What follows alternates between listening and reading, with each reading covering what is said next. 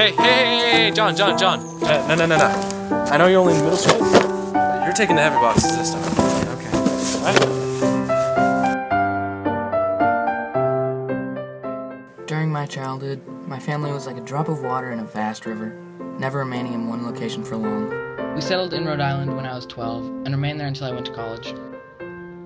We were living just outside a bustling metropolis in New Vineyard, Maine.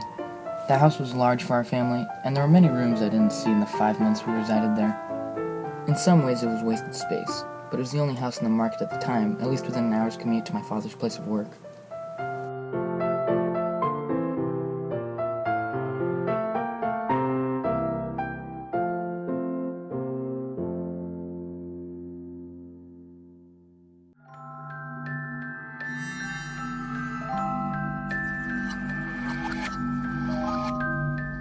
The day after my 9th birthday, I came down with a fever. The doctor said I had mononucleosis, which meant no rough play and more fever for at least another 3 weeks. We were already about to move to Pennsylvania. So much my room was barren. I don't exactly recall how I met Mr. Widemouth. I think it was about a week after I was diagnosed with mono. My first memory of the small creature was asking him if he had a name. He told me to call him Mr. Widemouth because his mouth was large. In fact, everything about him was large in comparison to his body. His head, his eyes, his crooked ears, but his mouth was by far the largest. Mr. Widemouth, where are you?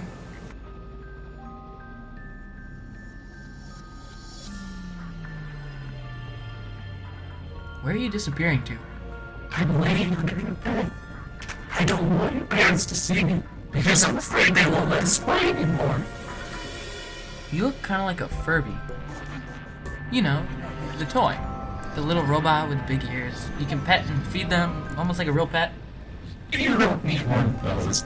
They aren't the same as having a real friend.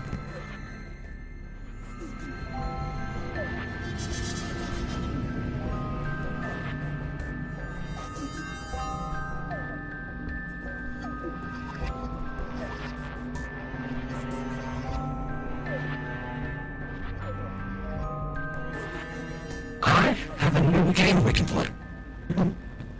I like to play pretend up here. I pretend that there is a big, soft trampoline below this window, and I jump. If you pretend hard enough, you'll bounce back up like a feather.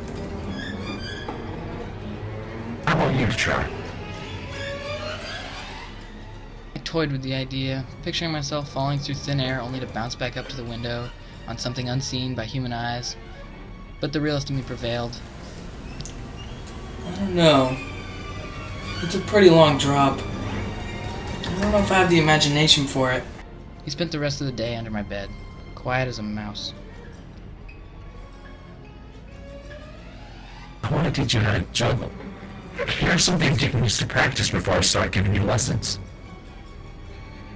My parents are gonna kill me!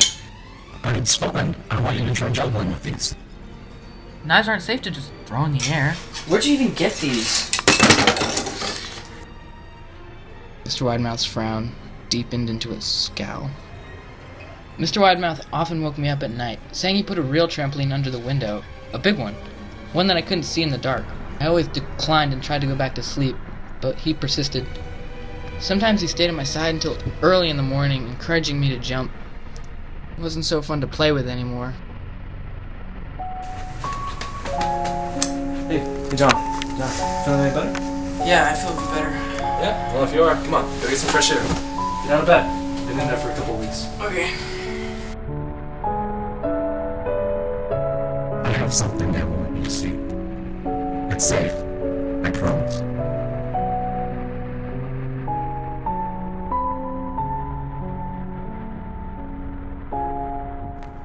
This is an important path. I've had a lot of friends about your age. When they were ready, I took them down this path to the special place. You aren't ready yet, but one day, I hope to take you there.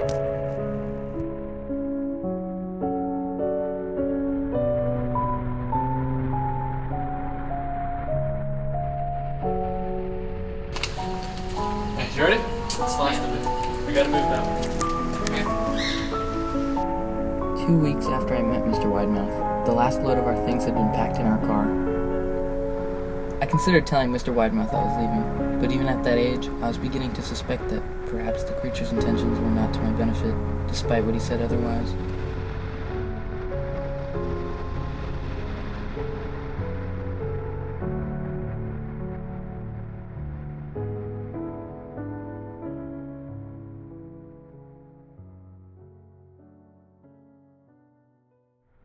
Years later, I returned to New Vineyard.